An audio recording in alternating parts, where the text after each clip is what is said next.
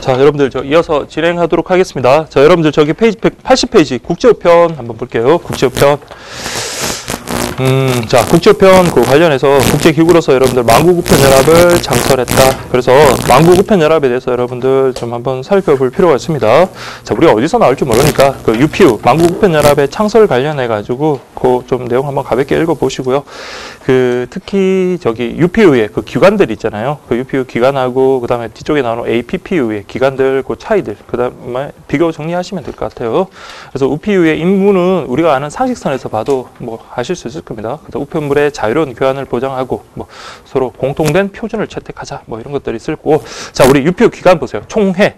총회는 여러분들 보세요. 이게 최고 의결 기관이다. 근데 4년마다 개최되다 보니까 자, 이거는 상설 기관이라고 보기는 힘들겠죠. 그렇죠? 4년에 한 번씩 열리는 거니까 비상설 기관입니다. 그래서 전 회원국을 대표로 한다. 전 회원국이 이제 참정하는 거고, 그리고 자, 전 세계 우편 사업의 자, 기본 발전 방향, 그러니까 큰 틀을 잡는 그런 역할을 합니다. 그래서 이제 상설 기관으로서 관리이사회, 저기 큰 오타가 났죠. 우편 운영이사회가 있습니다. 우편 운영이사회, 그다음 국제 사무국인데 그 각각 그 상설 기관의 역할들만 잘 구분하시면 될 것 같습니다. 그래서 관리이사회 관련해서는 여기 감시 기능, 감사 같은 이런 것들, 감사, 정부 정책의 감사 이런 것과 관련되는 거, 우편 운영이사회는 업무와 관련되는 어떤 사안을 담당하고, 그 다음에 연락, 통보 뭐 이런 것들, 그러니까 행정 사무적인 역할을 하는 게 바로 여러분들 국제 사무국이 되겠습니다. 자, 그 다음에 여러분들 UPU 관련해서 기준 화폐는 SDR을 갖다가 따른다라는 거, 달러가 아니에요. SDR. 공용어는 프랑스어. 그렇지만 프랑스어뿐만 아니라 영어, 그 외에 뭐 다른 뭐 그 프랑스어와 영어를 갖다가 사용한다. 근데 이제 기준이 되는 거는 여러분들 프랑스어다라는 거 좀 보시면 되겠고요. 그 외에 뭐 여러 가지 언어를 사용한다라는 정도 확인하시면 되겠습니다. 그래서 여기 UPU와 관련해서는 그 특징 정도 확인하시고, 다만 이제 우리나라와 UPU 요 관계도 좀 확인을 하셔야 되겠죠. 그래서 우리나라는 자 보시면은 예전에 저기 보시면 1922년에 일본이 그 조선으로 개칭을 했다. 어쨌든 우리가 예전부터 우리 만국우편연합이라고 혹시 들어보셨죠? 그때 그 관련해 가지고 참여를 했었고, 저기 일제시대 때는 일본이 뭐 그렇죠. 조선, 대한제국에서 조선 개칭했다가 지금 이제 해방 후에 대한민국으로 했다. 그 다음에 북한 역시 1974년에 가입했다는 정도만 확인하시면 되겠습니다. 자, 근데 여러분 이번에 한번 보시면 1994년 서울에 총회를 성공리에 개최했으며, 자, 2012년에 자 보세요. 관리이사회 이사국으로 선출됐다. 이 개념만 좀 확인하십시오. 그래서 우리나라가 자, UPU와 관계에 있어서 자, 2012년도에 관리이사회 이사국으로 선출되었다라는 정도 확인하십시오. 관리이사회가 아까 뭐 어떤 역할을 한다고 했습니까? 뭐 감사 기능이라든지 그런 것들을 한다 그랬잖아요. 관리이사회, 그 상설기관으로서의 관리이사회 이사국으로 선출된 적이 있다. 이렇게 확인하시고, 그다음에 APPU 관련해서는 특히 개요와 관련해서 처음에 이제 창설회원국 한번 보세요. 창설회원국은 우리나라, 태국, 대만, 필리핀. 그러니까 그 우편 공용 문제가 가만히 이렇게 보면 나라 넣는 걸 좋아하더라고요. 살포시 그 우리나라, 태국, 대만, 필리핀 요 네 개를 정확하게 암기를 하셔야지 뭐 살포시 뭐 다른 나라 하나 집어넣고 그러면 안 됩니다. 그래서 이렇게 네 개국이 창설 회원국이 됐고, 그리고 웬만한 건 다 여기 태국 방콕에 있습니다. 태국 방콕에 있고 지금 현재 뭐 39개국이다. 그렇게 보시면 되겠습니다. 그래서 뭐 APPU 아시아 태평양 우편연합의 설립 목적도 뭐 저기 UPU랑 비슷하겠죠. 그래서 뭐 어쨌든 우편물을 서로 자유롭게 수발하고 그렇게 교환하는 그런 것들을 하는 데 목적이 있을 거고요. 자, APPU 기간 여러분 아까 거랑 이제 그 기관의 이름을 한번 비교를 하십시오. 제가 그런 문제를 한번 만들 때도 다음 중 뭐 UPU의 기관이 아닌 것은 APPU의 기관이 아닌 것은 해가지고 살포시 하나 다른 걸 집어넣을 수 있으니까, 특히 그 크게 뭐 중요한 건 아닌 것 같지만 특히 집행이사회 있잖아요. 아까 우리 저기 UPU는 뭐 이름이 뭐였었어요? 관리이사회. 그렇죠. 관리이사국 이사회. 그러니까 그거랑 좀 구분을 하십시오. 그래서 여러분들이 총회는 똑같아요. 연합의 최고 기관이고 4년마다 개최되는 비상설 기관이다라는 거. 그 다음에 집행이사회는 자 보세요. 요 의미를 한번 보세요. 총회가 4년마다 열리다 보니까 이게 뭡니까? 4년이면 정권이 한번 바뀌는 기간이잖아요. 거의 웬만한 나라에서는. 그러다 보니까 어떤 업무의 어떤 연속성, 계속성을 유지하기가 어렵다는 거예요. 그래서 매년 1회 개최되는 그 집행이사회를 두고 있다는 그 특징 꼭 좀 체크를 하시고, 그리고 아시아태평양 우정대학이라든지 사무국은 그냥 뭐 가볍게 좀 보시면 될 것 같습니다. 그래서 UPU하고 APPU 그렇게 구분하시고, 예전에 저기 출제된 적도 있으니까 그렇게 확인하십시오. 자, 그럼 이제 84페이지 이제 본격적으로 국제 우편물 이제 들어갈 건데, 저기 일단 그 국제 우편물 구분 그 표 있잖아요. 그래서 보시면은 국제 통상 우편물 관련해 가지고, 자, 내용물에 관한 구분, 취급 속도에 관한 구분. 그러면 여러분 보세요. 우리가 지금 공부하는 거는 뭐에 관한 구분입니까? 우리를 보면은 뭐 그쵸, 서장이라든지 항공서간이라든지 뭐 엽서 이런 거는 내용물에 관한 구분이에요. 그래서 우리나라 구분 방식은 뭐에 따른 구분이다? 내용물에 따른 구분이다라는 거. 근데 일부 국가에서는 어떤 취급 속도에 따라서 그렇게 구분하고 있다. 그렇게 가볍게 그렇게 좀 봐주시면 되겠습니다. 그 다음에 저기 보시면 K-패킷 그 관련해서 우리나라가 개발한 상품이다. 자, 이시핑으로 접수하는 2kg 이하의 소형 물품이다 라고 되어 있네요. 그래서 이거는 그 K-패킷 공부할 때 다시 한번 정리하기로 하고, 그 다음에 자, 여러분들 그 EMS 서류, 비서류 좀 구분 좀 하시고, 그 다음에 이제 그 국제 통상 우편물 이제 그 내용물에 따라서 한번 쭉 구분했던 거 있잖아요. 각각 특징들. 특히 요 단원에서는 저희가 그때 정리를 했지만 각각의 그 중량 제한이 있잖아요. 그거 여러분들 잘 정리하시면 충분할 것 같아요. 근데 서장은 여러분들 보세요. 서장은 우리가 일반적으로 아는 그 편지, 국제 우편 편지, 그거는 당연히 들어간 건 아는데, 자 보세요. 1번이 우리가 아는 일반적인 거예요. 특정인에게 보내는 필서, 또 타자, 뭐 직접 쓰거나 타자한 통신문으로서 봉함한, 그러니까 봉투에 넣고 봉한, 봉한 그 통상 우편물을 우리가 서장이라고 한다. 우리가 아는 일반적인 상식선이고, 그 다음에 이제 문제가 되는 게 보세요. 2번 보시면 법규를 위반한 엽서도 뭘로 취급하겠다? 서장으로 취급합니다. 그 다음에 소형 포장물, 그 다음에 항공서간 인쇄물, 뭐 이런 것들, 그 다음 멸실성 생물학적 물질 이런 것들이 들어있는 우편물이나 그 외에 뭐 수표 증권 이런 것들도 역시 서장으로 취급하겠다라는 거. 자, 어쨌든 중요한 건 여러분들 이건 무게가 2kg까지다라는 거 기억을 하십시오. 2kg. 자, 그렇게 보시고, 그 다음에 여러분 우편 엽서 그 관련해서 저기 취급할 수 있는 것 해가지고 예전에 우리 기출 나왔던데 지금은 그렇게까지는 안 나올 것 같고요. 근데 여기 있는 내용 정도만 확인하시면 돼요. 그래서 간제엽서, 사제엽서. 근데 사제엽서는 우편 요금 표시, 증표 인쇄를 할 수가 없다라는 거. 그거 꼭 좀 기억을 하십시오. 자, 그거 기억을 하셔야 됩니다. 그래서 관제엽서에만 우편 요금 표시, 증표 인쇄를 할 수가 있지. 요거 만약에 여러분들 사제엽서에다가 우편 요금 표시, 증표 인쇄를 했다. 그러면 여러분 이거 어떻게 됩니까? 이건 우편 엽서로 취급 안 하고 어디로 가버려요? 이거는? 그렇죠. 서장으로 가버리는 거예요. 그래서 아까 우리 왼쪽에 보시면 법규를 위반한 엽서, 그걸 우리 서장으로 취급한다 그랬잖아요. 그래서 이런 식으로 여러분 처리된다라는 거 그렇게 확인하십시오. 그래서 앞면 위쪽에는 포스트카드, 그 다음에 카르테 포스테일 표시가 있어야 한다.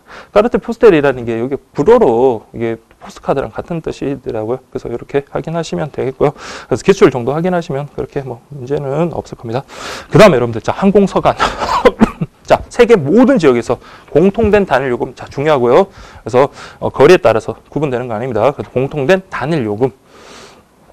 자, 역시 맞아. 자, 여기 항공서간 여러분 보시면 알겠지만 이게 봉투하고 편지지하고 한 장류를 떼가지고 이렇게 딱 접어가지고 봉투 모양으로 만드는 거 있잖아요. 그걸 의미합니다. 그래서 간제 항공서간과 사제 항공서간 이렇게 두 개로 나뉘어진다라는 거 그렇게 좀 보시면 되겠습니다. 그래서 사제 항공서간 같은 경우는 간제야 뭐 당연히 규격에 맞게끔 정부가 알아서 그렇게 제작을 하겠지만, 사제 같은 경우는 요 규격 이렇게 묶어가지고 여러분들 확인 좀 체크를 한번 해두십시오.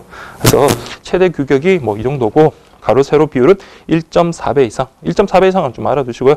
그 다음에 항공서간 관련해서 무게는 5g. 그래서 우리가 여기 나오는 국제 우편과 관련해서 무게가 제한이 가장 작은 게 항공서간에 있어요. 그래서 5g 이렇게 보시면 되고, 그래서 바탕은 연청색, 전면은 적색, 청색 가장자리. 우리 보면 빨간색, 파란색 이렇게 둘러진 거 있잖아요. 그렇게 확인하시면 되겠습니다.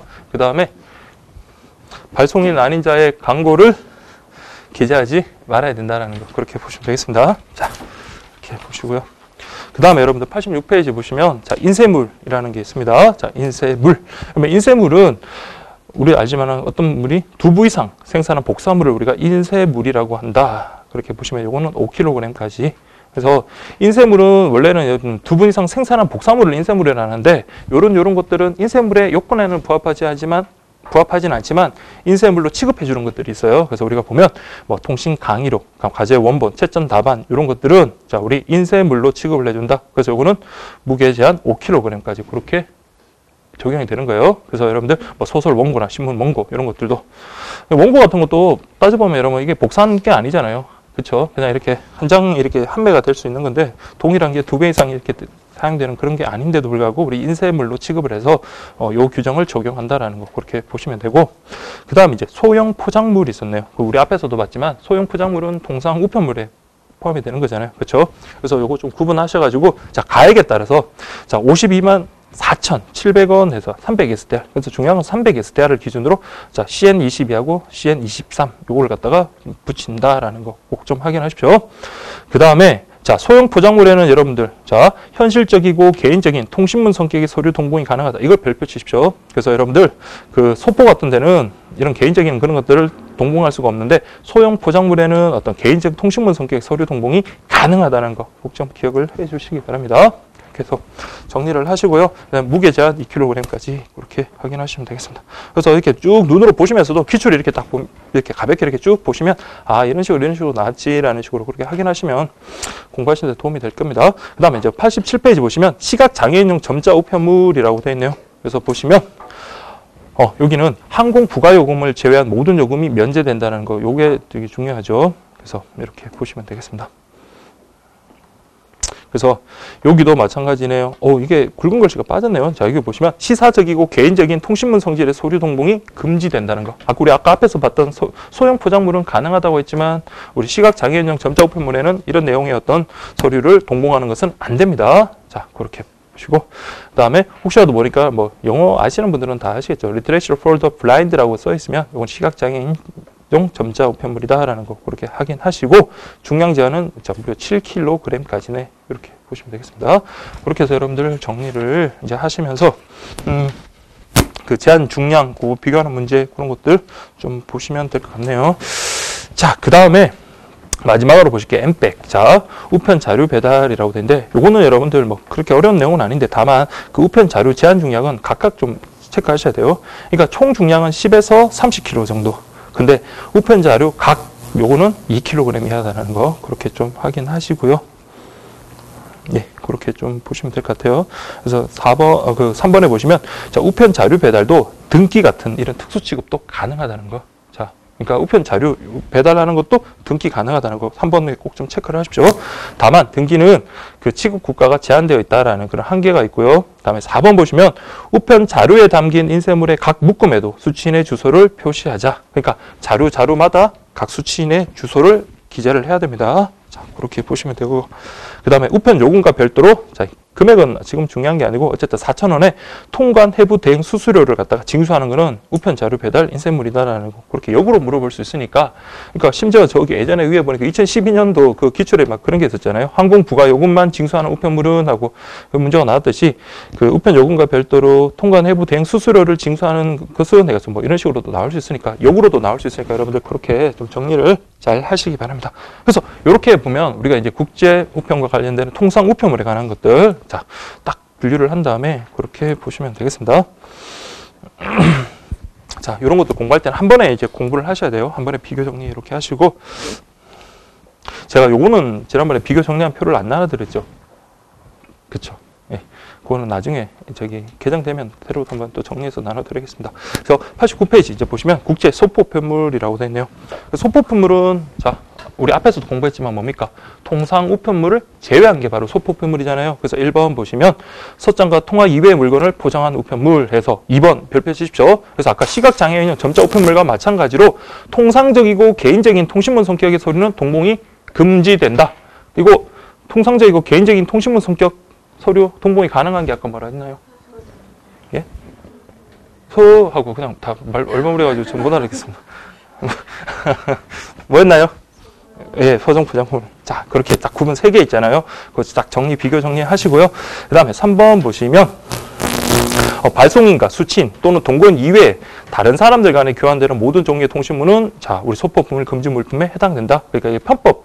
그러니까 요금을 갖다가 어떤 면제하거나 이렇게 편법 사용하는 것을 방지하려는 목적에서 요게 서로 주고받는 발송인과 수취인 이외에 그런 동거인이나 그런 사람 이외자의 어떤 사람한테 보내는 통신문은 안 된다라는 그런 한계가 있습니다. 자, 그 다음에 여러분들 2번과 관련해서는 반드시 여러분들이 보통 소포하고 보험 소포 구분하셔야 돼요. 그래서 특히 이제 그 주소 기표지상에 중량이 있잖아요. 그래서 여러분들 그때 제가 말씀드렸지만 보통 소포는 100g 단위로 절상 표기하고 보험 소포는 10g 단위이기 때문에 좀 더 세밀하게 이제 기재를 할 수가 있다는 점에서 구분을 하셔야 됩니다. 그래서 절상 표기라고 했으니까 이거 절상 표기라는 것은 그냥 100g 단위니까 10의 단위에서 뭡니까? 그냥 반올림이 아니라 그냥 올림을 해버리는 거예요. 숫자만 있으면 그냥 올림을 해버린다라는 거. 그 예시 여러분들 사례로 뭐 이렇게 숫자 이렇게 나오면은 여러분들이 바꾼 거 확인할 수 있도록 그렇게 정리를 해야 됩니다. 그 다음에 보험 소포. 매용품 보험 가액은 반드시 객관적인 가치로 판단한다라는 거. 그렇게. 그래서 여러분들 이거 아까 보시면은 그 물품 가액을 갖다가 막 주관자 막 발송인이 마음대로 아까 적는 게 있었잖아요. 그렇죠? 국내 그 우편할 때 혹시 기억나세요? 예. 그 뭐 있었습니까? 그게 그렇죠. 물품 등기라든지 그런 것들은 뭐다? 우리 우체국에서 관여하지 않고 발송자가 임의대로 적는 거라 그랬죠. 그런 것들이랑 좀 비교를 하시면서 여러분들 공부를 하셔야 됩니다. 자. 그래서 일부 보험도 가입 가능하다. 다만 보험 가입 같은 경우는 저기 굵은 글씨가 안 돼 있는데 그거 꼭 좀 체크를 하세요. 보험 가입은 문자 및 숫자, 원화와 SDR로 환산하여 각각 표기한다라는 거. 그것도 좀 확인하세요. 그래서 원화와 SDR로 환산해서 각각 표기한다는 것까지 정리하시고 그다음에 이거 정정이 보험 가입은 불가능하다. 그 다음에 2번은 여러분들 개념을 좀 알아두시면 돼요. 요 이름 뭐라고 되어 있나요? 우편 사무소포라고 되어 있죠. 이 소포가 뭐냐면, 자, UPU. 우리 방금 만든 UPU. 국제사무국으로부터 우정청과 지역 우편연합에 발송하는 소포. 또는 회원국 우정청 상호간 및 국제사무국과 교환하는 소포. 이걸 우리가 우편 사무소포를 한다는 거. 개념만 좀 알아두십시오. 우편 사무소포. 그 다음에 뭐 3번은 그냥 보시면 되고. 그 다음에 4번. K-패킷 요거 있잖아요. 이게 지난번에 새로 들어왔던 거거든요. 근데 이거 지난 시험에 안 나왔으니까 이번 출제 상당히 유력하다고 그때 이거 달달달달 외웠던 기억이 있는데 우리 이제 다음 시험에 아주 출제에 유력합니다. 자, 특히 의 관련해서 자, 체크를 하세요. 2kg 이하의 소형 물품. 요거 하나 체크하시고 그 다음에 접수는 어떻게 한다? 20핑. 그래서 20핑 그 관련해서 우리 4가지가 있었잖아요. 기억 그때 나시나요? 4가지 그때 정리해가지고 뭐 한중 해상 교육 뭐 어쩌고 EMS도 20핑으로 하면 감액을 해주고 한다는 거. 자, 저 혼자 했나 보네요. 자, 어쨌든 그 뒤쪽에 나오면 다시 정리하기로 하고 자, 어쨌든 20핑으로 접수한다는 거 꼭 좀 체크를 하시고요. 그래서 20핑 관련되면 4가지만 딱딱 외우면 되는 거예요. K-패킷하고 한중 해상 특송 무역하고 그 EMS 또 하나가 뭐였죠? 그때 나오면 또 보겠습니다. 하여튼 4개 그것만 기억하시면 됩니다. 그래서 전자 상거래용, 자 정거자 상거래 전용이라는 까지 그 키워드들을 착착착착 정리를 하시고요. 그래서 2번 보시면 우리나라를 상징하는 의미로 코리아를 뜻하는 K-패킷으로 정한다. 이제 특징 요거 4가지 묶어가지고 별표 좀 치십시오. 요거는 좀 철저하게 암기를 해야 되는 내용. 그래서 EMS와 같은 경쟁 서비스다. 근데 EMS보다는 좀 배송 기간이 늦겠네요. 배송 기간은 늦고 다만 비용은 배송기간이 늦은 만큼 비용은 낮게 설정이 되겠죠. 그래서 그렇게 보시면 되겠습니다. 그래서 소형 포장물의 배송기간 17에서 14일에 비해 평균 배송기간은 자 7일에서 10일. 요금은 소형 포장물보다는 높지만 EMS보다는 낮게 설정되어 있다. 자, 그 다음 2번에 모든에다 동그라미십시오. 모든 우체국과 계약하며 이용할 수 있고 그 다음 두 번째도 중요합니다. 월 최소 계약 물량은 제한이 없다. 모든 우체국과 계약이 가능하며 어떤 최소 물량 그런 것들 따로 없다라는 겁니다. 그 다음에 온라인 소형 물품 아까 2kg 이하니까 소형 물품의 해외 배송에 적합하다. 그래서 이거 감액도 가능하다. 그 특징은 여러분들이 딱 저 옆에서 딱 물었을 때 바로바로 이렇게 대답을 할 수 있도록 그렇게 암기가 되셔야 돼요. 그래서 K-패킷 같은 경우 다시 한번 딱 정리하면 EMS와 경쟁한다. 근데 EMS보다는 뭐다? 배송기간은 늦지만 요금은 더 저렴하다. 그렇게 먼저 하나 하시고 그 다음에 그죠 모든 우체국이라는 거 그거 좀 주의를 하셔요. 그래서 모든 우체국 그 다음에 최소 물량에 제한이 없다라는 거 그 다음에 온라인 소형 물품의 해외 배송에 적합하다. 그 다음에 감액 가능하다는 정도 그렇게 확인하시면 되겠습니다. 자, 그 다음에 여러분들 이제 접수 요령. 그래서 국내 우편하고 여러분들이 이제 나중에 공부 이제 혼자서 하실 때도 공부를 무조건 국내 우편하고 그 다음날 쉬고 국제 우편 이렇게 하지 마시고 한 번에 그냥 우편은 딱 해버리고 그 다음에 또 금융 파트 하고 이런 식으로 하는 게 좋을 거예요. 그래서 공부를 하면서 계속 이렇게 앞에 거랑 비교를 하면서 이렇게 정리를 하셔야 돼요. 그래서 지금은 이제 국제 우편에 대한 접수 요령이네요. 첫 번째 통상 우편물이라고 되어 있네요. 그래서 뭐 그냥 가볍게 읽어보시면 별 문제가 없을 겁니다. 다음 접수 검사 2번에 있는 그 밑줄 친 것만 확인하시면 됩니다. 봉투 가장자리에 유색의 줄이 있다. 그래서 유색의 줄이 있는 봉투는 어디에만 항공 우편물에 하나여 사용한다. 자, 뭐 그렇게 나오진 않겠지만 선편 우편물에 하나에 사용된다 이런 것도 아니고요. 그래서 항공 우편물 하나에 사용된다. 그렇게 좀 보시면 되고 나머지는 그냥 기본 상식적으로 여러분들 확인하시면 되겠습니다. 그래서 접수 요령과 관련해서 접수 우편물 검사, 창구, 접수 처리 이런 것들은 한번 읽어보시면 당연히 이제 아는 상식선에서 확인이 가능하고요. 자, 그 다음에 여러분들 그 우편 자료 배달 인쇄물, 아까 우리 M백이라고 그랬잖아요. 자, 1번 별표 치십시오. 접수 시에 하나의 통상 우편물로 취급한다. 그래서 아까 우리 M백이 어디에 포함이 됐던 거예요? 통상 우편물 해가지고 거기에 우리가 그 카테고리에 들어갔던 거잖아요. 지금 보시면 하나의 통상 우편물로 취급한다라는 거. 그래서 여러분들 그 우편 자료 그 관련해서 이걸 뭐 소포 우편물이냐 이렇게 생각하시면 안 되는 거예요. 그래서 통상 우편물로 취급한다라는 거 그렇게 정리를 하시고요. 그 다음에 2번 등기 취급의 경우라고. 아까 제가 그래서 M백 같은 경우 등기 취급이 가능하다는 거 좀 주의하시라 그랬잖아요. 그래서 여기 등기 취급 여기다 한 밑줄 치시고 자 그렇게 보시고요. 그 다음에 3번 4번도 요즘에 이런 것도 나올 수 있으니까 한번 눈으로만 읽어보시면 될 겁니다. 눈으로 이렇게 읽어보시고 그러니까 4번 같이 너무 막 이렇게 크게 출제될 것 같지도 않은데 이런 지문을 갖다 집어넣는 경우도 있으니까 그렇게 확인하시고요.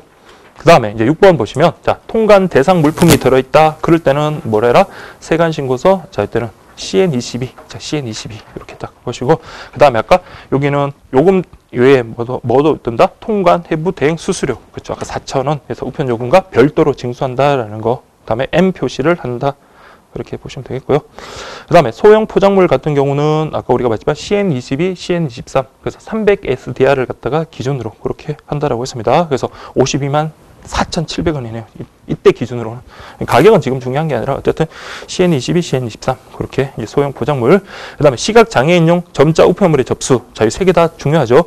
Literature Folder Blind를 표시를 하고 항공으로 발송할 때는 뭐다? 항공 부가요금이 부과되죠. 아까 모든 요금이 면제되는 게 아니라 항공 부가요금만 면제된다고 그랬으니까 요거는 부과됩니다. 그 다음에 등기료는 당연히 무료라는 것이 좋게 정리를 하셔야 됩니다. 그 다음에 항공서간이라고 되어 있네요. 아까 저기 가장 중량 제한이 가벼웠죠. 에어그램이라고 표시를 하고요. 그 다음에 여기 보면 등기 취급이 가능하다. 자, 2번 좀 체크를 하셔야 되겠네요. 등기 취급 다 가능합니다. 그 다음에 우표 이외의 물품을 붙이지 못하며 어떠한 것도 넣어서는 아니 된다. 이렇게 보시면 되겠습니다. 그 다음에 이제 통상 우편물 말고 소포 우편물 같은 경우에 접수 사항도 요령도 그냥 보면 뭐 우리 상식선에서 충분히 확인하실 수 있는데 다만 2번 있잖아요. 이거 꼭 좀 기억을 하셔야 됩니다. 보세요. 국제 소포 우편물 주소 기표지에는 도착 국가에서 필요한 서식이 포함되어 있기 때문에 이러한 서식을 별도로 작성하여 첨부할 필요 없다. 별도로 작성해야 된다. 이런 말로 하면 틀리는 거예요. 그래서 별도로 작성해서 첨부할 필요는 없다. 자, 다만 발송일이 필요하고 인정한 경우에 우리나라와 도착 국가에서 통관 수속이 필요한 모든 서류를 첨부할 수는 있다라는 거 그렇게 보시고 그래서 2번, 3번 이렇게 해서 비교라고 좀 하십시오. 그래서 주소 기표지는 여러분들 별도로 작성할 서식 이걸 절대로 작성할 필요는 없지만 3번에 보시면 지시사항란이 있습니다. 지시사항란. 요거는 뭐다? 반드시 여기다 동그라미 하셔야 돼요. 반드시 기록해야 된다. 그래서 두 개를 헷갈리시면 안 됩니다. 주소 기표지에 있는 어떤 서식은 별도로 작성할 필요는 없지만 지시사항란은 반드시 해야 된다. 왜? 이 지시사항란이 우리 배달, 불능이 됐을 때 처리 방법을 명확하게 하는데 필요할 뿐만 아니라 뭐 소포 우편물이 반송하는 경우에 뭐 반송 도착료를 징수하는 근거가 되기 때문에 반드시 기록할 수 있도록 해라. 이렇게 보시면 되겠습니다. 자, 그렇게 여러분들 보시고 4번에 보시면 주소 기표지 요 역시 중량 요금 요거는 증정이 불가하고 잘못 기재하면 새로 작성하라. 그렇게 되고요. 시험에 또 5번도 나왔던 거네요. 자, 주소 기표지는 자, 이면 같은 경우는 누구한테 접수. 다음에 3면은 발송인. 나머지는 다 저기 붙여 가지고 보낸다라는 거지. 헷갈리지 않도록 해야 돼요. 이면은 누가? 접수 우체국에서 3면은 발송인한테 그리고 나머지는 다 저 수취인한테 보내버립니다. 자, 그래서 소포물에 붙여서 발송한다. 꼭 좀 기억을 하시고요. 그 다음에 접수 우체국 보관용은 뭐 복사 내용이 희미하더라도 그대로 원형대로 보관해라. 자, 그렇게 보시면 되겠습니다. 자, 그렇게 확인하시고요. 그 다음에 95페이지 보시면 국제 자, 보험소포 우편물의 그 접수 요령이라고 되어 있네요. 그래서 보통소포 말고 보험소포. 자, 보험소포 같은 경우 접수 검사는 그냥 우리 뭐 일반 상식선에서 그냥 확인하시면 되고요. 그 다음에 주소 기표지 작성 첨부 역시 보통 소포 우편물하고 같다. 그 정도만 확인하시면 되고, 자, 보험 소포는 우리가 아까 봤지만 10g 단위였다는 거죠. 보험 소포는 10g 단위.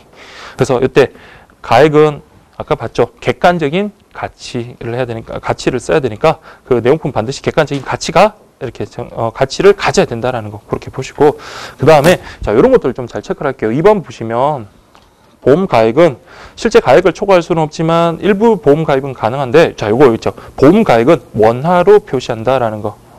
그래서 국제 보험 소포는 여러분들 원화로 표시한다. 제가 왜 요걸 잘 비교하라고 했습니까? 지난 수업에.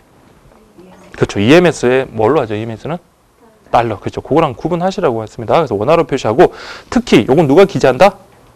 발송인에다 동그라미 합시오. 발송인이 주소 기표지에 보험 가액을 직접 어떻게 영문과 아라비아 숫자로 기재해라라는 거. 그래서 이거 좀 체크를 하시고요.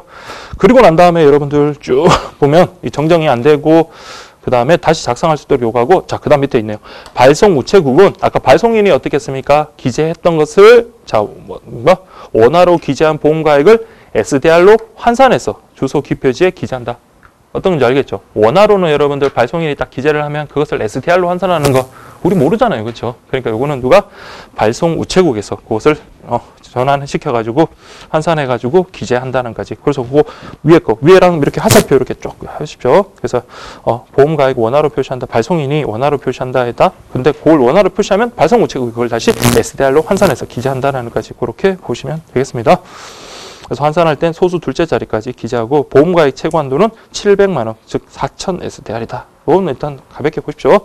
그 다음에 사기보험 하면 안 돼요. 자, 96페이지. 자, 우리 보통 소포하고 보험 소포가 있는데, 자, 이때 국제 소포 주소 기표지 할 때 우편물 번호, 자, 이것도 하나 알아두십시오. CP하고 CV라고 되어 있네요. CP. 보통은 CP, 보험은 CV. 근데 이제 앞으로는 이거 뭐 통합해서 사용을 예정이니까 그렇게 출제 가능성이 높은 것은 아닙니다. 자, 그래서 예, 잘 붙여라 라고 그렇게 지금 되어 있네요. 자, 그 다음에 그렇게 보시고 3번 보세요. 주소 기표지의 크기보다 소포가 더 작아요. 그럴 때는 등기 통상 우편을 권유하거나 아니면 최소한 좀 작게 더 포장을 크게 해서 그렇게 하도록 해라 라고 그렇게 되어 있고요. 다음 5번도 여러분들 확인하시면 돼요. 4번에 보시면 반드시란 말 체크를 하세요. 당일 주소 기표지 사용한 접수 내역은 반드시 전산 입력해라. 반드시 전산 입력해라. 그 다음에 미국, 프랑스 같은 경우는 반송할 때 항공만 가능하기 때문에 오히려 우편 요금보다도 반송료가 더 비싸기 때문에 민원이 많이 발생할 수 있다. 그런 거 조심하자. 이제 그렇게 보시고, 자, 여기까지 그냥 가볍게 이제 좀 보시고, 이제 뭐 가장 많이 나오는 게 이제 EMS잖아요. 국제 특급 우편. 자, 여기서부터 좀 달리시면 됩니다.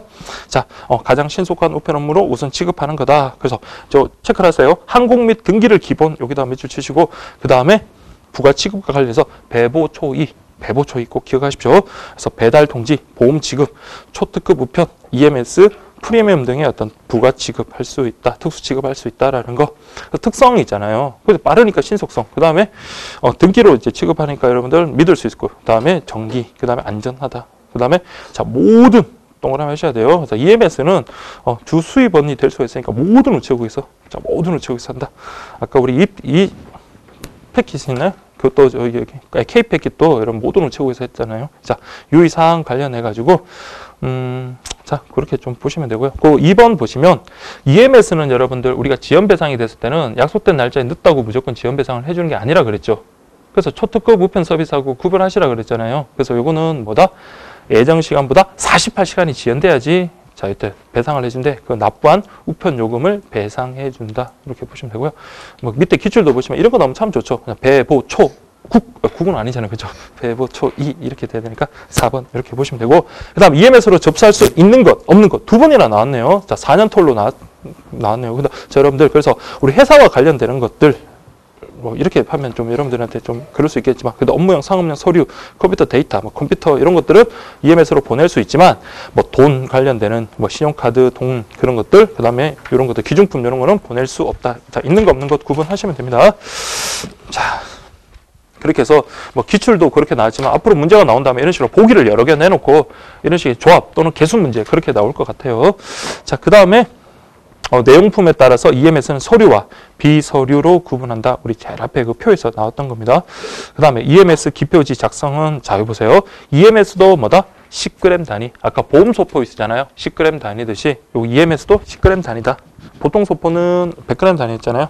자, 그렇게 하고 자, 요 보험 소포와 달리 내용품 가액은 뭐다?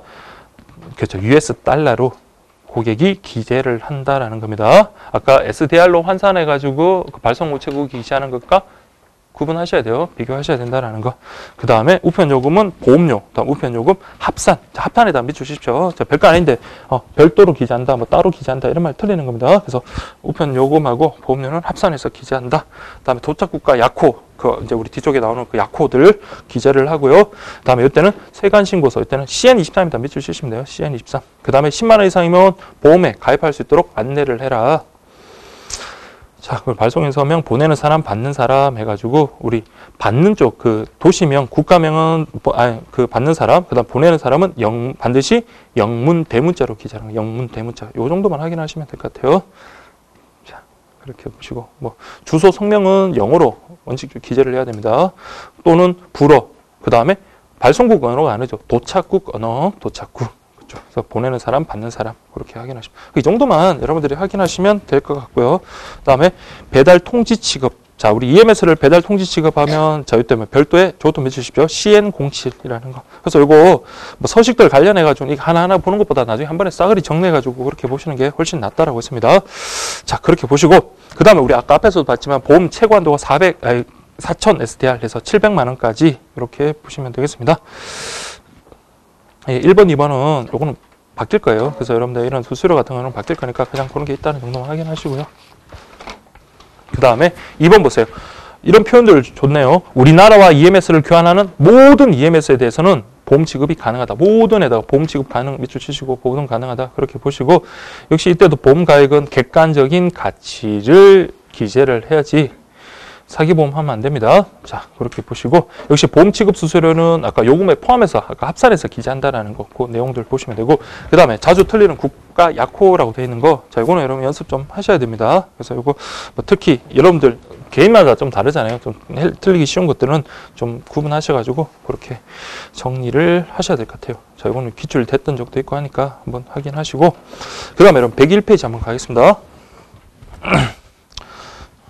자, 항공 운송수단을 이용하는 거다라는 거 그렇게 좀 확인하시고 뭐 큰 의미는 없습니다. 다음 등기는 우리 앞에서 봤던 등기랑 같은 의미라고 보시면 돼요. 그래서 그 배달 과정, 취급 과정을 갖다가 기록하고 손해배상의 어떤 전제가 되는 게 바로 등기다라는 거 그렇게 확인하시면 됩니다. 자, 102페이지. 제가 굵은 글씨 했는데 별표 좀 칩시오. 모든 통상 우편물은 등기로 발송할 수 있다. 이런 표현 넣으면 맞는 지문이에요. 모든 통상 우편물 등기로 발송할 수 있다. 모든 이렇게 보겠습니다. 그래서 등기가 되어 있는 경우에 자, 여러분들 보시면 국제 등기 번호표 CN04. 자, CN04 하나 밑줄 치시고 딱 정리를 하시면 됩니다. 자, 이렇게 보시면 되고 그다음에 배달 통지. 아까 배보 초2 할 때 그 EMS에 특수 부가 취급할 때 그 배달 통지예요. 그 배달 통지는 우리나라 그 배달 정량하고 비슷한 거예요. 도착하면 그냥 알려주는 그런 서비스입니다.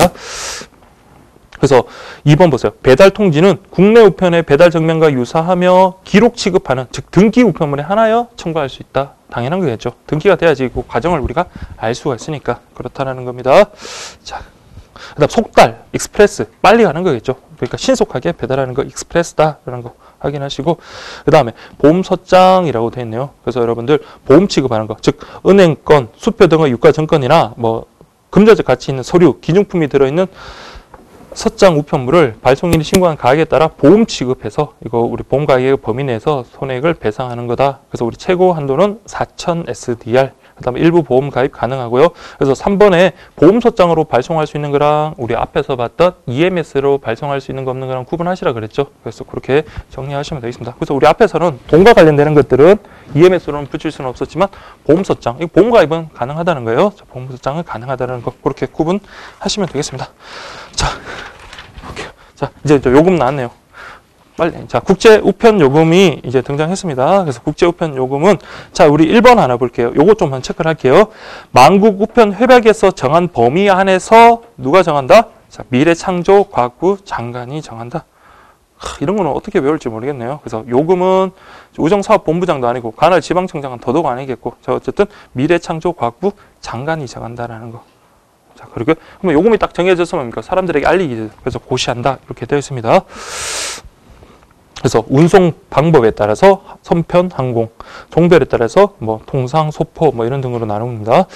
그 다음에 3번이 1번, 2번은 여러분 잘 아시는데 보세요. 구성 내용에 따라서 국내 취급비, 도착국까지의 운송 요금과 도착국 내에서의 취급비로 구분한다. 자, 이거 구분하는 규정이 뭐라고 되어 있나요? 구성 내용이라고 되어 있네요. 그래서 이거 3번 정도 혹시 모르니까 이렇게 좀. 그래서 2번하고 크로스 돼가지고 우편물 종별에 따라 국내 취급비 뭐 이렇게 뭐 구분한다 이런 식으로 하면 안 되는 거예요. 그래서 구성 내용에 따라 이렇게 된다는 정도만 확인하시면 되겠습니다. 자, 그렇게 보시고 저기 별납하고 혼합하고 저기 국제우편요금 수취인 부담. 근데 이제 저 특히 별납, 혼합은 자 우리 앞에서 봤던 내용이랑 그 개념은 같은 내용이에요. 별납, 혼합한다. 그다음에 여기 특히 이제 취급 우체국은 좀 잘 정리하셔야 되죠.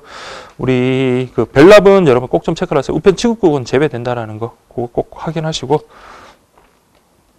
자, 이거 10통 이상이라는 점은 같고요. 그 다음에 예, 그렇게 좀 확인하십시오. 그래서 그 정도만 확인하고 넘어가겠습니다. 국제우편 요금의 혼합 관련해서 그 개념 아까 반도금 미리 내고요. 그 다음에 2배 해당되는 요금 예정 금액의 2배 해당되는 거 내고 그 다음 달 20일 날 그 실제 요금을 납부하는 거다라는 거 그렇게 보시면 되고요. 그 다음에 취급 대상 여러분들 아까 우리 국내 우편할 때 취급 대상이 뭐였나요? 백모, 전표, 수후발 뭐 이렇게 했었잖아요. 그렇죠? 그때도 100통이었습니다. 지금도 보시면 동일인이 매월 100통 이상 그렇죠? 100통 이상 발송하는 통상 우편물 소포 법물이다라고 되어 있고 요거는 모든 우체국. 그래서 별납 같은 경우는 여러분들 우편 취급국은 제외되고 혼합은 모든 우체국이라는 정도 그렇게 여러분 확인하시면 되겠습니다. 예, 그 외에는 뭐 여러분들 한번 읽어보시면 되고 다만 여러분들 자 여기 4절에 보시면 107페이지 보시면 국제우편요금 수취인 부담 자 IBRS 여기다 좀 주목을 하십시오. IBRS 여기 바로 수취인 부담인데 그냥 이거 받는 사람이 직접 부담하는 거다. 자, 여기 취급 우체국은 그냥 이런 표현 그대로 그냥 보십시오. 집배 우체국이 하나에 취급한다라는 거, 그거 좀 여러분들 확인하시고요.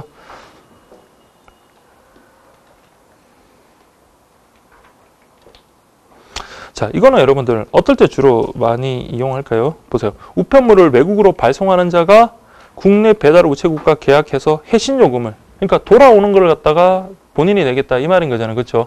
그래서 요거는 뭐 설문조사가 뭐 될 수도 있겠고 하면 뭐 반송 그 관련되는 그런 것들 반품 있잖아요. 그 보냈다가 물건을 보냈는데 거기서 다시 마음에 안 든다고 보내는 경우에 그럴 때는 보내는 것도 짜증나는데 그 우편 요금까지 내면은 더 짜증날 수도 있잖아요. 그래서 판매인 입장에서 이렇게 할 수가 있는 겁니다. 그것과 관련해서 이제 또 뒤쪽에 IBRS 그 EMS가 이제 들어오긴 하지만 어쨌든 IBRS 수취인 부담 꼭 기억을 하시고 자, 그 다음에 여러분 집배 우체국에 하여 취급한다라는 거 꼭 확인하시고 그 다음에 취급 대상 우편물은 자, 임세물과 엽서야 한다. 인쇄물과 엽서야 한다. 최대 중량은 50g. 요거 여러분 꼭 좀 기억을 하십시오. 그래서 국제우편 수취인 부담 같은 경우는 인쇄물 즉 엽서, 시간 봉투하고 엽서 이런 것만 하나고요. 최대는 50g입니다. 킬로그램도 아니고 그램. 그래서 혼합 취급도 가능하고 그 봉투 가격은 지난번에도 바뀌었듯이 이것도 바뀔 거거든요. 그래서 이거는 그냥 넘어가시면 되겠습니다.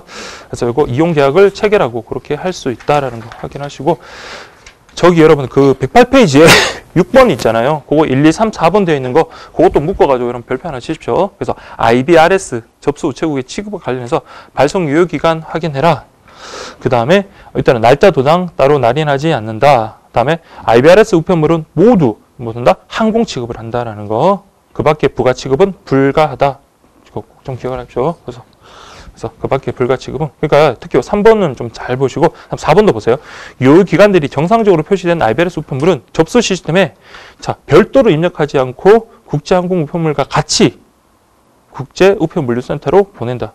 뭐 자, 어쨌든 뭐 접수 시스템에 뭐 별도로 입력하지 않고라는 그 표현만 좀 기억을 하십시오. 그래서 IBRS 다른 거는 여러분들 잘 아시는데 그 3번하고 4번 정도는 꼭 좀 기억을 하십시오. 이런 것들은 공부 따로 정리를 안 해놓으면 시험장에서 좀 많이 헷갈리기 쉬운 거니까 그렇게 좀 보시면 되겠습니다. 그렇게 보시고, 그래서 IBRS를 기반으로 해서 이제 등장한 게 해외 전자상거래용 반품 서비스라고 그렇게 지금 되어 있네요.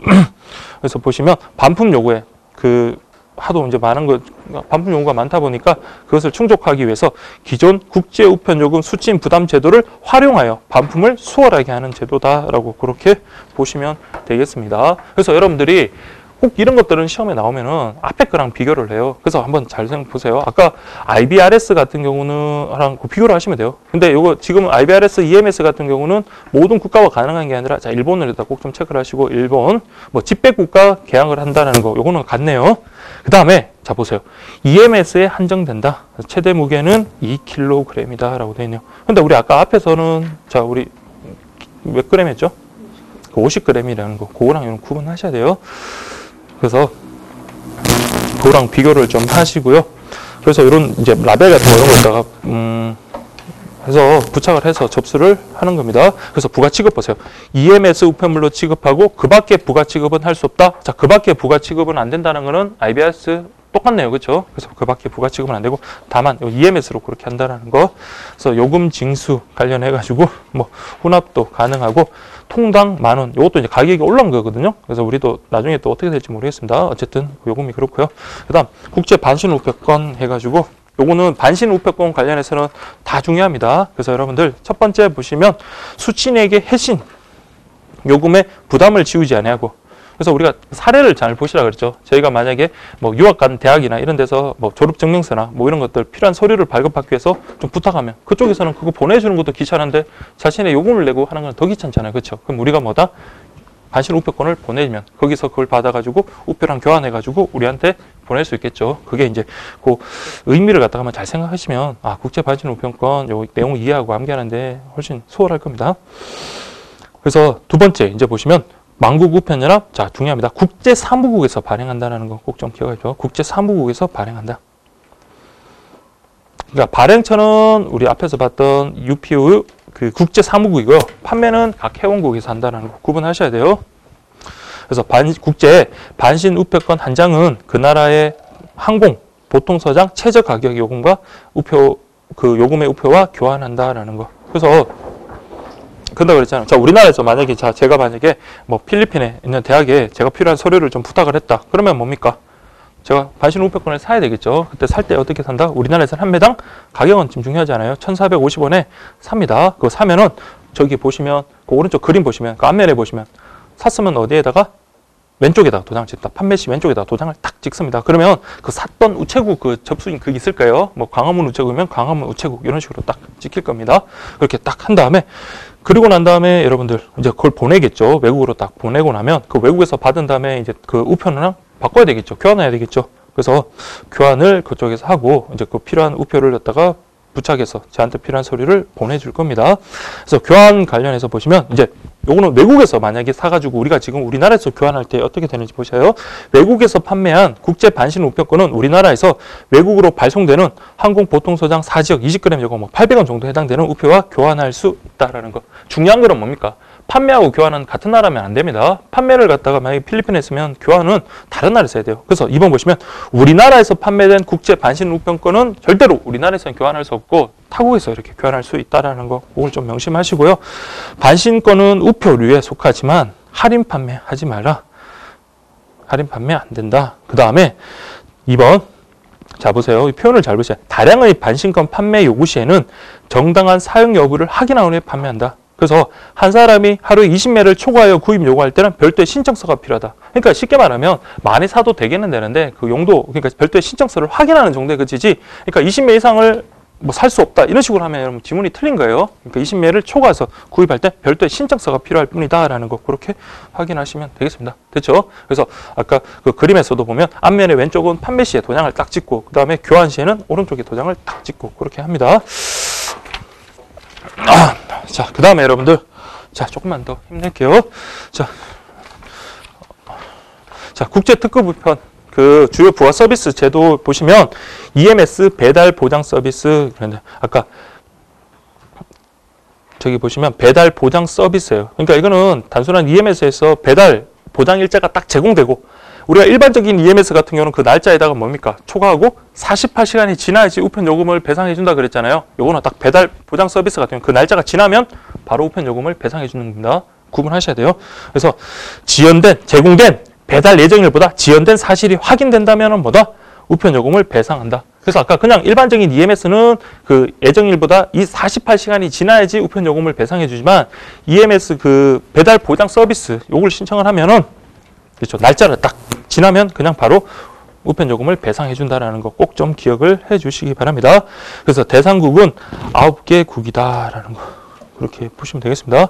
그래서 한미일, 그 다음에 영국, 그 다음에 홍콩, 호주, 그 다음에 스페인, 프랑스, 태국이네요. 그래서 지금 보시면 이렇게 9개국. 그래서 제가 옆에 조그만하게 써놓은 거는 그 전에 비해서 중국이 삭제되고 그다음에 싱가포르가 태국으로 바뀌었다는 거. 그래서 혹시 이런 나라들이 나올까라는 생각이 그냥 넣었는데 어쨌든 이렇게 현재는 EMS 보장 서비스 가능한 국가는 9개 국가다라고 그렇게 보시면 되겠고요. 그 다음에 그 113페이지에 보시면 그 표 있잖아요. 배달 보장 서비스 요약이라고 되는데 이거 좀 별표 치시고 이게 이제 중요한 표라고 했습니다. 그래서 이게 근데 접수처에 따라, 접수 시간에 따라 다릅니다.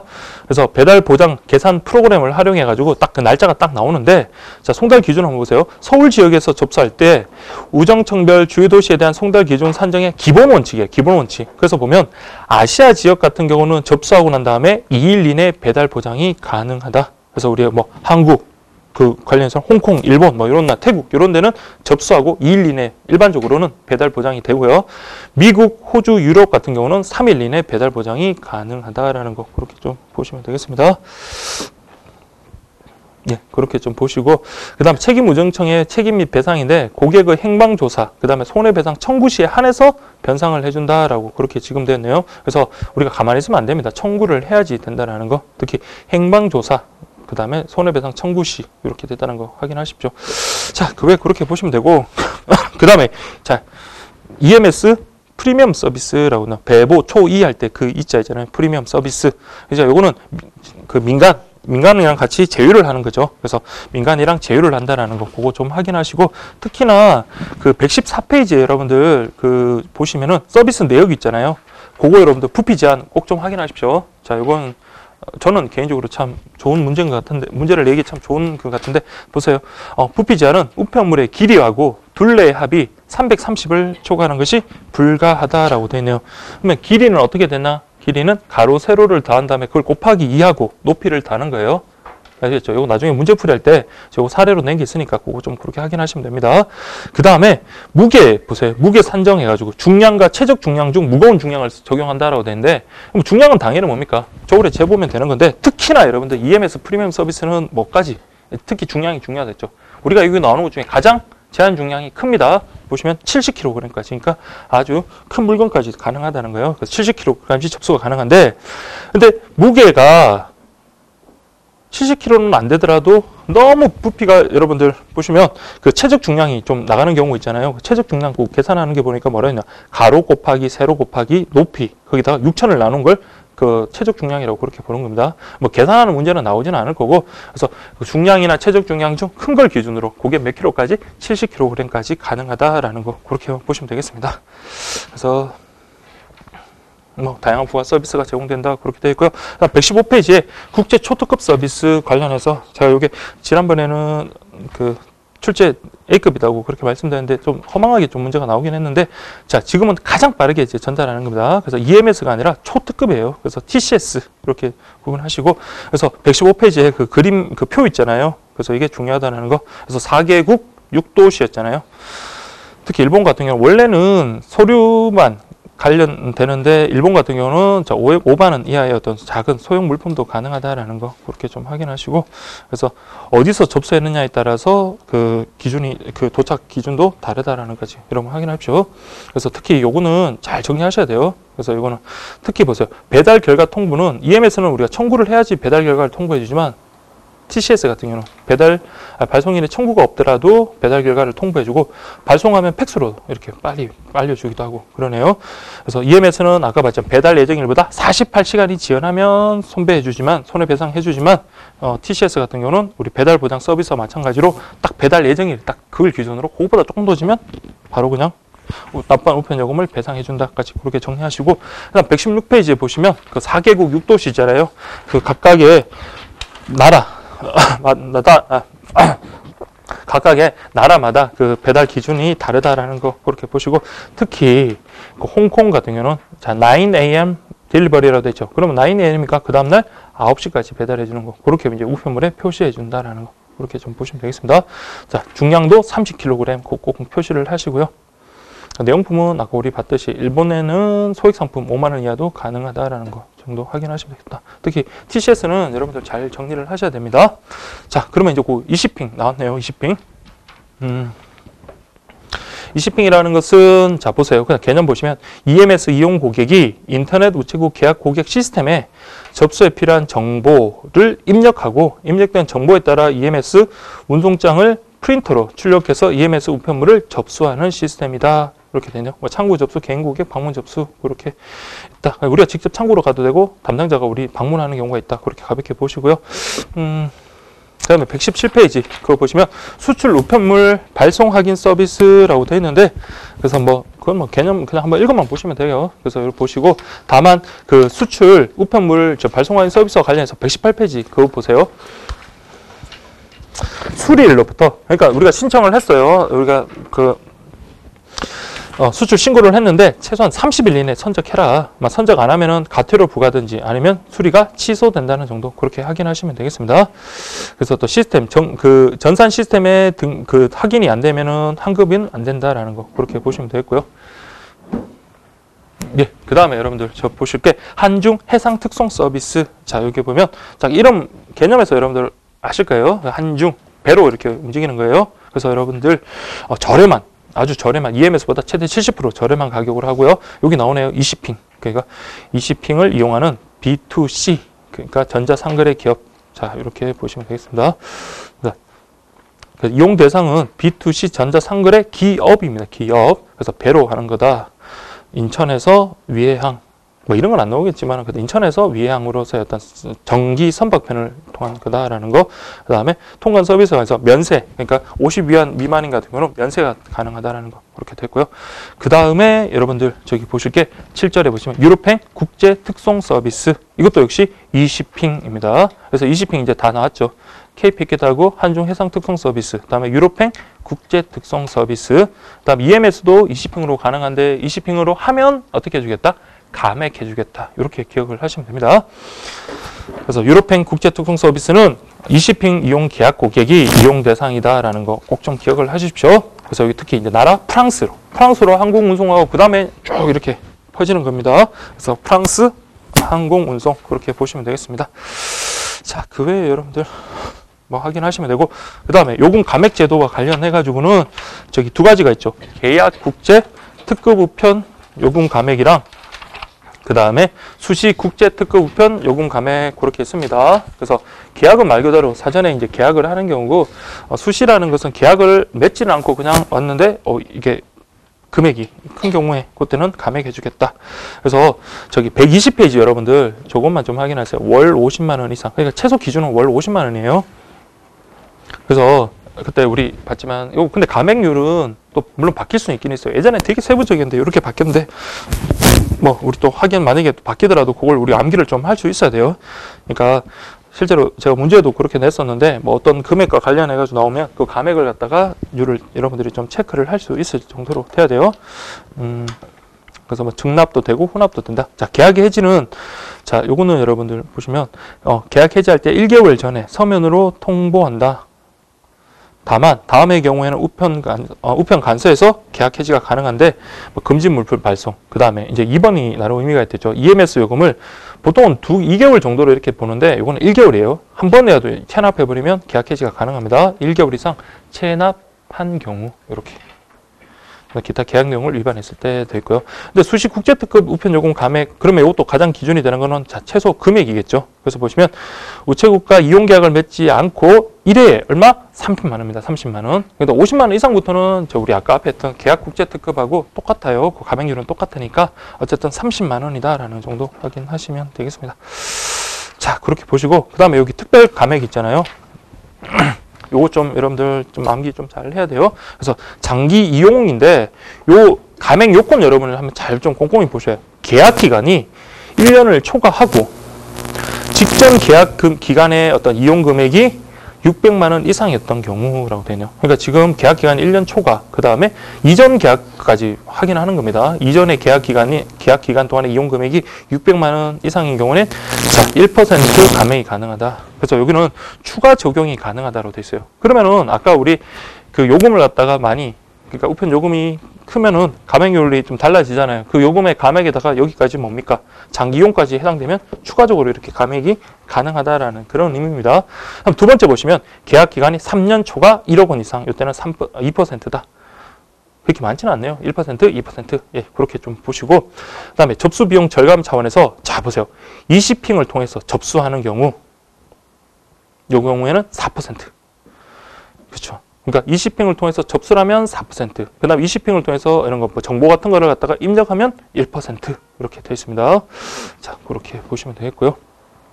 그 다음에 정부 정책에 부응하는 경우 뭐 3% 이용 활성화에 따라서 달라지고요. 그 다음 한적 프로세스 이용하는 경우 2%다라고 이렇게 되어 있습니다. 그래서 여기 1%, 2% 숫자가 별거 아닌 것 같아도 여러분들 잘 암기를 하셔야 돼요. 그래서 요거까지 그렇게 보시면 감액 끝났습니다. 자, 어차피 자 여러분들 좀 마무리 하겠습니다. 여러분들 자 122페이지 볼게요. 자, 각종 청구 제도, 행방조사 청구 제도 보시면 행방조사네요. 행방조사란 말 그대로 뭡니까? 내가 보낸 거 도대체 어디에 있냐 이 말인 거죠. 어디에 있는가를 청구하는 제도입니다. 그래서 발송인 또는 수취인의 청구에 의하여, 자, 요것만 좀 체크를 할게요. 행방조사 청구는 발송인뿐만 아니라 수취인도 가능합니다. 내가 받아야 되는데 도대체 어디쯤 왔나요? 라고 이렇게 청구할 수 있는 거예요. 발송인 또는 수취인의 청구에 의하여 국제 우편물의 행방을 추적 조사하고 결과를 청구한 사람에게 알려주는 거다라는 거 좀 기억을 하시고요. 그래서 행방조사의 내용은 등기, 소포, 국제특급 다 됩니다. 그 다음에 뭐 행방조사의 종류 이거는 뭐 모르셔도 되고, 자, 청구권자 아까 봤지만 발송인 또는 수취인, 그 다음에 청구할 수 있는 국가는 발송국, 수취국, 도착국가뿐만 아니라 뭐도 가능하다는 거, 자, 제3국도 가능하다는 거 꼭 좀 기억을 하십시오. 이게 기출이 됐네요. 제3국도 가능하다. 자, 이렇게 이제 보시고, 이제 국제 우편 손해배상 제도 있잖아요. 그래서 우리 앞에서 국내 우편 손해배상 공부를 했잖아요. 그거랑 뭐 비교하시면 뭐 그렇게 어려운 기본 내용은 그렇게 다른 게 없을 겁니다.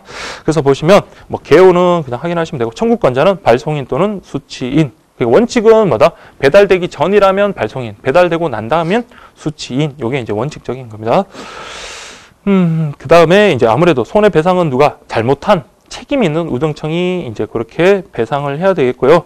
근데 국제 특급 같은 경우 지급된 배상금은 원칙적으로 발송 우정청이 부담하고 있으나 상대 국가에 따라서 책임 우정청이 배상하는 경우도 있다라는 거. 요 2번 표현 한번 좀 가세요. 그래서 국제 특급 EMS 같은 경우는 원칙적으로 뭐다? 발송 우정청. 그러니까 요금을 받은 발송 우정청에서 부담하고 있지만 때에 따라서는 책임 우정청이 배상하는 경우도 있다라는 거 그렇게 보시면 되고요. 그 다음에 여러분들 그 면책은 우리 앞에서 봤던 거랑 비슷합니다. 근데 이때 조금 다른 것들만 확인하세요. 불가항력은 같았죠. 그 다음에 발송인이 잘못한 거 면책되는 거 당연한 거고, 그 다음에 도착 국가의 국내법에 따라 압수, 금지 물품 등에 대해서 몰수 폐기된 경우, 이 경우는 뭐 달라고 할 수가 없는 겁니다. 내가 1억 원어치 마약을 갖다가 보냈는데 그게 이제 몰수됐습니다. 그럼 1억 원 달라 안 되는 거예요. 그 다음에 사기보험 역시 손해배상에 면책된다라는 거 그렇게 보시면 되고요.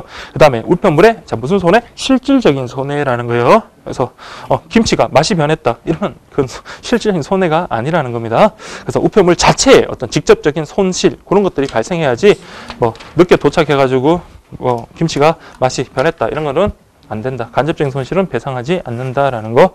그 다음에 여러분들 우편 간서에 과실이 있어야 된다는데 과실이 있으면 당연히 고의도 당연히 포함이 되는 겁니다. 고의가 더 나쁜 거잖아요. 고의 과실. 그래서 위법해야 되는 거잖아요. 그 다음에 3번 보세요. 자, 행방조사 청구가 기한 내에 이루어져야 된다는 거. 요거 좀 체크를 하세요. 예, 그렇게 좀 보시면 되겠습니다. 그래서 행방조사 청구가 기간 내에 이루어지는 게 손해배상 청구의 요건이고요. 그 다음에 6번 요것과 관련해가지고 제가 막 굵게 14 기출이라고 했는데 요거는 그쵸. 요거는 저기 계산 문제. 특히 이제 잘 나올 수 있는 게 EMS 거 관련해가지고 계산하는 거 우리가 직접 수업 시간에 했던 것처럼 그렇게 계산을 좀 하면 될 것 같습니다. 그래서 전부냐 아니면 일부 도난이냐 전부 도난이냐 전부 분실이냐 일부 분실이냐 그런 거에 따라서 그 배상 금액이 달라지니까 그런 것도 좀 확인하시고 그 다음에 종류에 따라 달라지잖아요. 지금 보니까 막 새로 오신 분 있으실 건데 다 새롭죠. 저도 뭐 그렇게 반갑지만은 않은 건데 저기 일단 그 가액 관련해서 특히 여러분들 EMS 나왔던 거 그거 있잖아요. 그래서 기본이 여러분 얼마입니까? 7만 원에다가 1kg당 7,870원. 그거 정도는 기억을 하십시오. 자, 그렇게 좀 보시고 이제 등기 우편량 배달 인쇄물에서 이거는 뭐 26만 2,350원인데 이거 나중에 또 바뀔 수 있으니까 일단 그 문제 푸는 요령 정도만 여러분 확인하시면 됩니다. 그래서 오른쪽 그 기출을 보시고 딱 그 계산만 하시면 되는 거예요. 그래서 실제 손해가 그 배상 가액까지 이렇게 딱 고려를 해가지고 여러분들 실손액을 기준으로 한다라는 것까지 이렇게 확인하시면 되겠습니다. 그래서 요거 사례 문제 나오더라도 여러분들 확인하시고요. 그 다음에 126페이지. 자, EMS 고객 불만 보상 제도에서 우리 앞에서 이용자 실비 지급 제도 할 때 했던 거잖아요. 그렇죠? 그래서 재수 없는 사람 2번 이상 그 손 망실 요거 당한 사람은 뭘 주겠다? 그쵸. 무료 배송 얼마? 그쵸. 10kg까지 그렇게 주겠다라고 그렇게 했던 거고요. 그 다음에 청구를 했는데 3일 동안 뭐 종추적이나 손해배상을 청구했는데 그쪽에서 미적 그랬다 그러면 이때는 이제 3만 원권까지 제공을 해주겠다. 그래서 이거 현금으로 교환하는 건 안 됐다 이래 됐네요. 뭐 이거 뭐 그렇게 보시고요. 자, 그 다음에 또 국내 우편에 아까 우리 뭐 반환 변경 청구 있었듯이 국제 우편물 요 반환도 있네요. 그래서 여기가 마지막이니까 한번 확인하겠습니다. 자, 보세요. 첫 번째 외부 기재 사항에 대한 변경 청구 및 우편물의 반환이라고 되어 있네요. 이것도 역시 마찬가지로 어떻습니까?